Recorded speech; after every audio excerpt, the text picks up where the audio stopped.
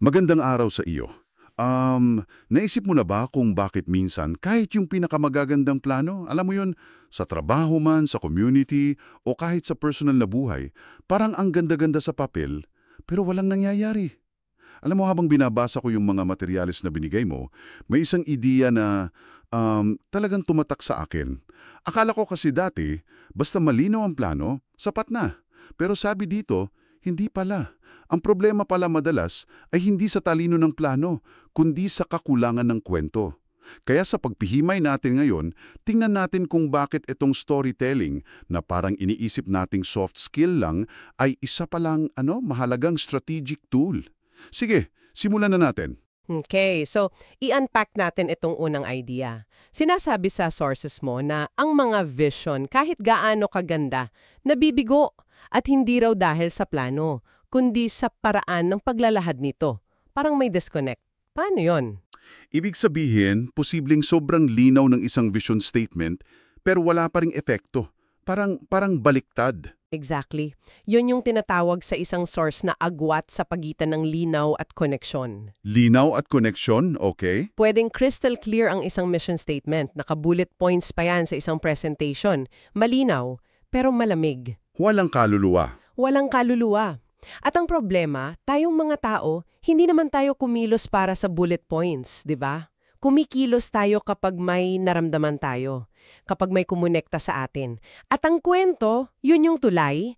Kumbaga, mula sa isip, yung gets mo yung plano, Okay. papunta sa puso, kung saan nanggagaling yung tunay na pagkilos.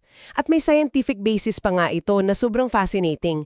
Kapag nakikinig tayo ng facts and figures, dalawang parts lang ng utak natin ang gumagana, yung sa language processing.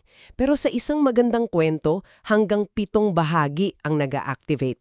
Wow.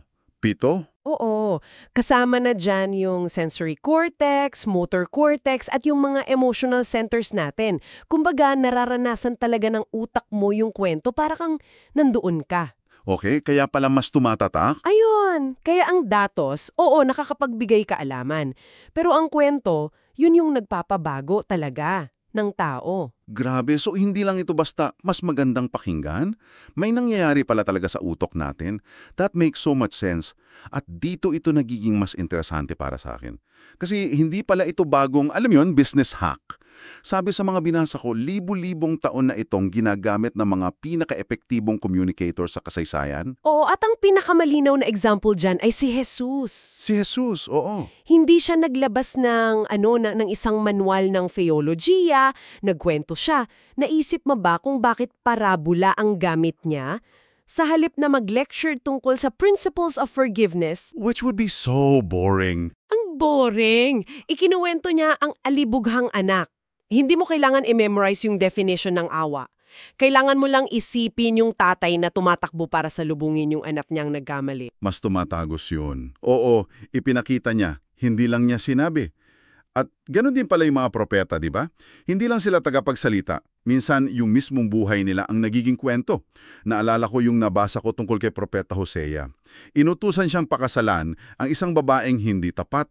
Grabe yun. Ang hirap isipin pero yun pala yung paraan para ikwento sa Israel sa paraang napaka-personal at masakit kung gaano sila kamahal ng Diyos. Yun ay isang kwentong isinabuhay. Literal. At kung i-zoom out pa natin, ang buong Biblia, mula Genesis hanggang Revelation, isa siyang dambuhalang kwento. Isang meta-narrative. Oo, isang meta-narrative.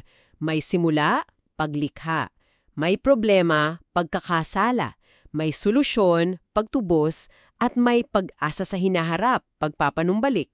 Pati yung mga apostol, ang sandata nila, testimonya, kwento ng pagbabago. Tulad ni Pablo? Si Pablo ang pinakamakapangyarihang ehemplo siguro. Mula sa isang mamamatay tao, naging pinakadakilang misyonero. Paano mo babaliwalain ang ganong klaseng kwento ng transformation? Ang galing ng mga halimbawa, pero baka iniisip ng nakikinig sa atin. Okay, gets ko, epektibo pala. Pero hindi naman ako si Martin Luther King Jr. O si Steve Jobs. Paano ko gagawin to sa team meeting ko sa Martes o sa community project namin? Dito na siguro papasok yung mga yung practical steps. Dito na nga. At ang ganda ng example na binigay sa isa sa mga materyales mo kasi very relatable. Halimbawa, ang vision mo ay layunin nating maging isang simbahan na lumilikha ng mga disipulo. Okay, parang corporate slogan. Medyo corporate, 'di ba? Malinaw pero walang impact, walang dating. Oo, parang statement na ilalagay mo sa pader tapos kakalimutan na. So paano natin to gagawing kwento? Okay, imbas na yan ang sabihin mo, simulan mo sa isang tao. Bigyan mo ng mukha, ikwento mo si Sarah. Si Sarah ay isang single mom, 2 ang trabaho, laging pagod. Araw-araw, pakiramdam niya pasan niya ang daigdig. Nag-iisa siya. Isang Sabado, habang naglalakad, may narinig siyang tawanan mula sa isang community center. Napilitan siyang pumasok. At ang sumalubong sa kanya ay amoy ng kape, mainit na pagtanggap, at mga taong hindi siya hinusgahan. Ah, Fast forward, 1 taon. Hindi lang nakahanap ng suporta at pag-asa si Sarah. Ngayon, siya na ang nagpapatakbo ng support group para sa ibang mga single mom sa community center na yon. ang layo ng diferensya, sobra. Yung unang statement, para sa isip lang. Yung kwento ni Sarah, tumama sa puso. Naramdaman ko yung pinagdaanan niya eh. So ano yung mga sangkap? Paano natin kumbaga i-reverse engineer yung kwento ni Sarah? Magandang tanong. Hinimay ito sa source at may 4 na pangunahing elemento. Una, Ang simula o the hook. Kailangan mo ng isang sitwasyon na makakuha ng atensyon. okay, Sa kwento ni Sarah, yun yung pag-iisa at pagod niya. Isang problemang relatable. Hindi siya abstract na problema sa lipunan. Problema ng isang tao. okay, so a hook that is personal. Tapos, kailangan ng Mga taohan. Sa halip na sabihing, tinutulungan natin ang mga mahirap, bigyan mo sila ng pangalan, tulad ni Sarah. bakit ito mahalaga? Dahil mas madaling mag-empathize sa isang tao kaysa sa isang statistic, di ba? At dito papasok ang ikatlong elemento, ang suliranin o conflict. Ano ba talaga yung problemang sinusubukang lutasin ng vision mo? Dito madalas nagkakamali eh. Masyadong malaki. Tatapusin natin ang kahirapan. Mahirap kumonekta doon. Napakahirap. Pero kung ang conflict ay paano makakahanap si Sarah ng pag-asa? Mas personal, mas kapani-pani-panik. So hook, characters, conflict, at syempre, kailangan ng katapisan. Yun siguro yung pang-apat. Oo, at ito yung pinakamahalaga, ang pagbabago o transformation. Ano ang hitsura ng mundo kapag nagtagumpay ang vision mo? Ano ang nangyari sa bida? Hindi lang naging masaya si Sarah, nagkaroon ng transformation. Mula sa tinutulungan, siya na ang tumutulong. Ah, yun. Yun ang nagbibigay ng pag-asa. Yan yung resolution. Ipinipinta mo yung isang larawan ng mas magandang bukas. Amoy ng kape, tunog ng tawanan, gaano kahalaga yung mga ganyang sensory details? Sobrang halaga. Yan yung nagbibigay buhay sa kwento. Ito yung show, don't tell. Right.